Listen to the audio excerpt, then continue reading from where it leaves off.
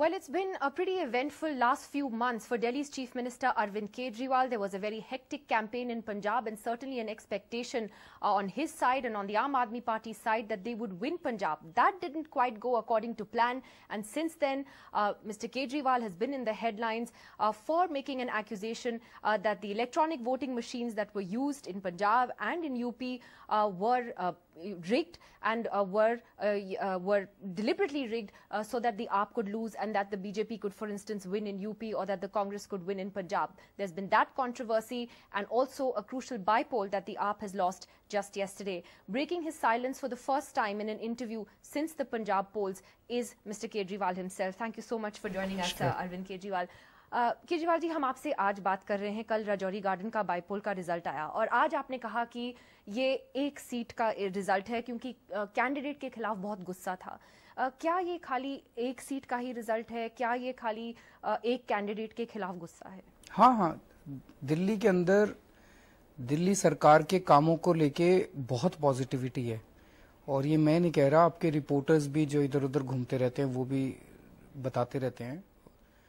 दिल्ली सरकार ने, आम आदमी पार्टी की सरकार ने 2 साल के अंदर दिल्ली के लोगों के लिए स्पेशली 4 एरियाज में शिक्षा, स्वास्थ्य, बिजली, पानी, इन 4 एरियाज में इतना काम किया है कि लोग बहुत खुश हैं। राजौरी के केस में क्या हुआ कि चूंकि जरनैल सिंह जी ने सिख समाज के लिए पहले काफी काम किया था, वो पंजाब से चुनाव लड़ना चाहते थे, वो पंजाब से चुनाव लड़े। ये चीज राजौरी गार्डन के लोगों को पसंद नहीं आई। उनके मन में ये चला गया कि हमें बीच में छोड़ के चला गया और इसका बहुत ज्यादा गुस्सा था। हमें पिछले 10-15 दिन से जब कैंपेनिंग चल रही थी वहां से ये फीडबैक लगातार मिल रहा था कि जहां भी हमारे वॉलंटियर्स जा रहे हैं वहां से ये फीडबैक आ रहा है। तो राजौरी गार्डन के वोटर्स को हम लोग समझा नहीं पाए और वो गुस्सा कल उन्होंने निकाला।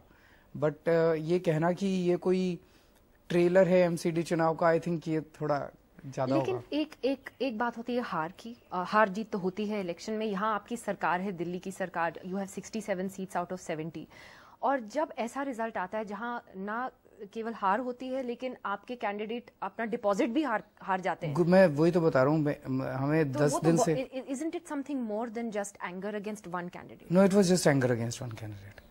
I think you are reading too much into it. It was just anger. और मैं ये भी नहीं कहूंगा जरनैल के खिलाफ गुस्सा, ये कहना गलत होगा। वो जो छोड़ के बीच में पंजाब चले गए और पंजाब से चुनाव लड़ा, तो राजौरी गार्डन के वोटर्स के अंदर ये था कि हमें बीच में छोड़ के चले गए। ये केवल इतना है। अगर आप इसको कंपेयर करें, जैसे दिल्ली में जब पिछली विधानसभा के चुनाव हुए थे 10 फरवरी के आसपास, 2 साल पहले, और उसके 20 दिन पहले दिल्ली कैंट में चुनाव हुए थे। दिल्ली कैंट में हम सारी सीटें हारे थे, मतलब शायद 5 विधानसभा जीत गए, और 20 दिन के अंदर हम विधानसभा की 67 सीट जीत गए थे। उस टाइम भी सारी मीडिया ने चलाया था कि ट्रेलर है, कैंट की सारी सीटें हार गए, ये तो बुरी तरह से हार रहे हैं, ये माहौल है। ऐसा नहीं लेकिन है। क्योंकि एमसीडी के पोल अभी आने वाले हैं, कुछ दिन ही बचे हैं, क्या इसका कोई असर नहीं पड़ेगा? एमसीडी के चुनाव पे जरा सा भी असर नहीं है। मतलब एक सेटबैक नहीं लगता है आपको किसी भी तरह से? बिल्कुल नहीं है, बिल्कुल सेटबैक नहीं है। आप कितने कॉन्फिडेंट? देखिए, दिल्ली 2 चीजें हैं। पहले दिल्ली के लोगों को, लोग ये समझ रहे हैं, मैं जहां भी जा रहा हूं, 10 साल से एमसीडी के अंदर भारतीय जनता पार्टी की सरकार है। दिल्ली के अंदर कूड़े का क्या हाल कर दिया इन लोगों ने, इतनी गंदगी। 10 साल से बीजेपी की सरकार है एमसीडी में, और अब तो 3 साल से सेंटर में भी है। पिछले 2-3 साल के अंदर जितना गंद मचा है बीजेपी के शासन के दौरान, और जितने मच्छर, जितना डेंगू, जितना चिकनगुनिया, और ये सब हो रहा है डिस्पाइट इतना पैसा इन लोगों के पास, सारा पैसा खा जाते हैं। इतना करप्शन है। अब दिल्ली के लोग ये समझ रहे हैं कि अगर बीजेपी को वोट दिया तो स्थिति एज इट इज रहेगी। तो स्थिति बदलनी है कि नहीं बदलनी? एक मिनट, तो स्थिति तो बदलनी है ना, लोगों को सिचुएशन तो बदलनी है ना। ये आज की जो दिल्ली की सफाई की सिचुएशन है, एमसीडी के अंदर करप्शन की सिचुएशन है, ये तो चेंज करनी है ना। तो ये चेंज बीजेपी को वोट देने से नहीं होगी। उसके कंपैरिजन में दिल्ली में लोग देख रहे हैं कि आम आदमी पार्टी की सरकार ने 2 साल क्या होता है, 2 साल में कितना काम किया है। बिजली के रेट कम कर दिए। तो आप 309 कॉलोनियों के अंदर एमसीडी के चुनाव आपकी सरकार पे एक तरह से एक मिड टर्म रेफरेंडम जैसा है? रेफरेंडम नहीं कह सकते, लेकिन हाँ दोनों चीजें लोग देख रहे हैं। मैं ये नहीं कहूंगा, दिल्ली के लोग दिल्ली सरकार की परफॉर्मेंस भी देख रहे हैं। अगर हमारी परफॉर्मेंस नहीं देखेंगे तो उनके सामने और है क्या? वही देख रहे हैं कि दिल्ली सरकार में इनको मौका दिया था, इन्होंने कैसा काम किया, वो देख रहे हैं, बहुत अच्छा काम किया। So you admit it will be a reflection on you in some way? in some way ये है कि दिल्ली के काम जो हैं, हमारे दिल्ली सरकार के जो काम हैं, उन दिल्ली सरकार के कामों को देख के ही दिल्ली के अंदर पॉजिटिविटी है। क्योंकि अगर आप हार गए, आप वो मानने को तैयार हैं that it would be a verdict on your government? अब ये देखना पड़ेगा। अभी मैं जा रहा हूँ आपके, इसके बाद इलेक्शन कमीशन जा रहा हूँ। वो जिस तरह की मशीनें लेके आए हैं फिर से, 2006 3 जनरेशन मशीन्स हैं ईवीएम की। एक है 2006 से पहले मैन्युफैक्चर हुई थी, जिसको इलेक्शन कमीशन ने कबाड़ियों को बेच दिया था। दिल्ली के एमसीडी के चुनाव वो कबाड़ियों से मशीनें वापस लाके उनसे करवाए जा रहे हैं। उत्तर प्रदेश के स्टेट इलेक्शन कमीशन ने कहा है कि 2006 से पहले की मशीनें हम यूज नहीं करेंगे। सेंट्रल इलेक्शन कमीशन ने कल बोल दिया उत्तर प्रदेश को कि 2006 से पहले की जो मशीनें हैं वो बिल्कुल कंडम है। उन कंडम मशीनों से, उन कबाड़ खाने में गई हुई मशीनों से दिल्ली के एमसीडी के चुनाव करा रहे हैं। क्यों करा रहे हैं? तो आप कुछ तो इंटेंशन खराब होगी उनकी। तो आप इलेक्शन कमीशन से क्या बोल रहे हैं? हम कह रहे हैं भाई 2006 के पहले, पहली चीज तो हम ईवीएम के खिलाफ हैं। EVM can be manipulated. I mean engineer from IIT Kharagpur, मैं भी समझता हूं कोई भी सॉफ्टवेयर, कोई भी हार्डवेयर को मैनिपुलेट किया जा सकता है। और इस देश के, इस दुनिया के अंदर कितने लोगों ने कितनी चीजें हैक की है। लेकिन चलो अब एमसीडी का चुनाव है, टाइम कम रह गया, लेकिन आप मशीनें तो ढंग की लाओ ना। वीवीपैट यूज कर रहे ना, आप लेटेस्ट मशीन यूज कर रहे। 2006 से के बाद की जो मशीनें मैन्युफैक्चर हुई हैं, देश के सारे चुनाव, उनको जनरेशन 2 मशीन बोलते हैं, देश के सारे चुनाव उनसे हो रहे हैं। आप 2006 के पहले की मशीनें ला रहे हो। लेकिन आपने जो अभी कहा है, और मैं ईवीएम से आपसे कई सवाल पूछना चाहती हूँ, लेकिन what you just said, it sounds like आप एक ग्राउंड प्रिपेयर कर रहे हैं कि अगर आप एमसीडी चुनाव जीत गए तो it is a referendum on your government and it's performance, लेकिन अगर आप हार गए तो ईवीएम में कोई प्रॉब्लम है। दोनों सच्चाइयां हैं।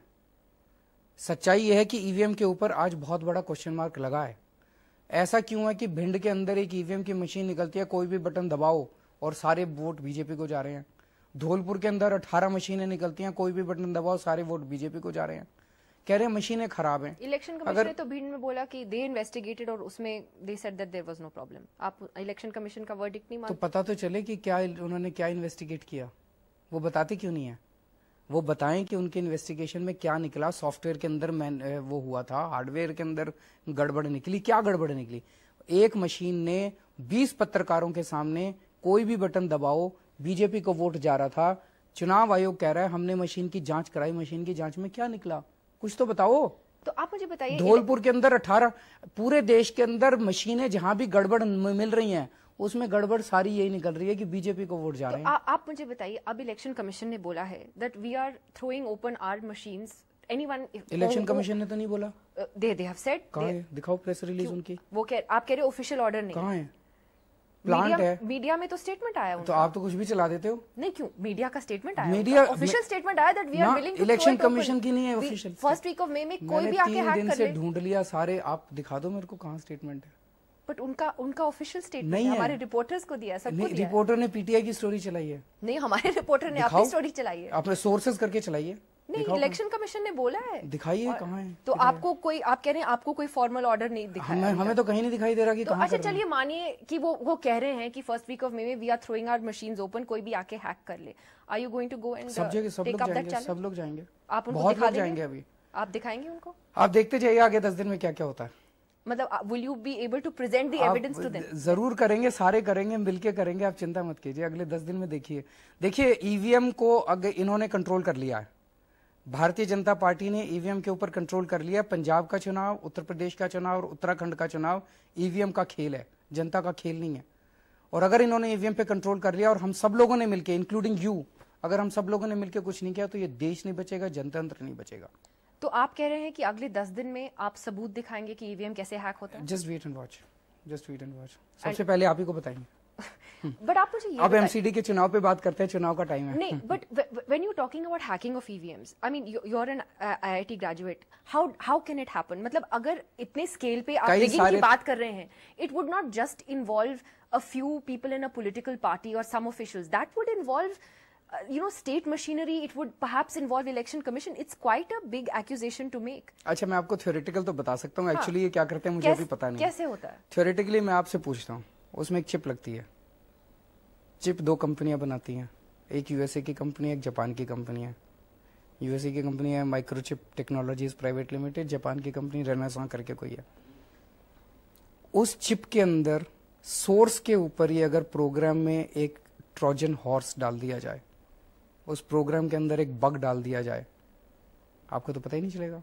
कोई मशीनरी इन्वॉल्व नहीं है, किसी को पता नहीं है। तो आप कह रहे हैं सोर्स से ही, कंपनी से ही। आपको आप मेरे से पूछ रहे हैं कैसे हो सकता है, मैं आपको 10 तरीके बता सकता हूं कैसे हो सकता है। अगर सोर्स के ऊपर ट्रोजन हॉर्स डाल दिया, अगर सोर्स के ऊपर आपने एक बग डाल दिया, अब ये इलेक्शन कमीशन ने आरटीआई का जवाब दिया है किसी को, because in these days we have got in touch with many people. उनसे किसी ने आरटीआई में पूछा इलेक्शन कमीशन से कि जो चिप वहां से बन के आती है, आप उसमें पढ़ते हो कि उन्होंने क्या कोड डाला है? तो इलेक्शन कमीशन कहता है we don't have the capacity to read that code. ये बड़ा स्ट्रेंज है। बट इलेक्शन कमीशन ये भी कहता है कि our machines are tamper proof, they are not like machines of other countries. वो ये कहता है कि उसको पढ़ा नहीं जा सकता, उस पर लिखा नहीं जा सकता, ये कहता है ना। तो वहां से जो कोड डल के आया, किसी को पता ही नहीं उन्होंने डाला क्या।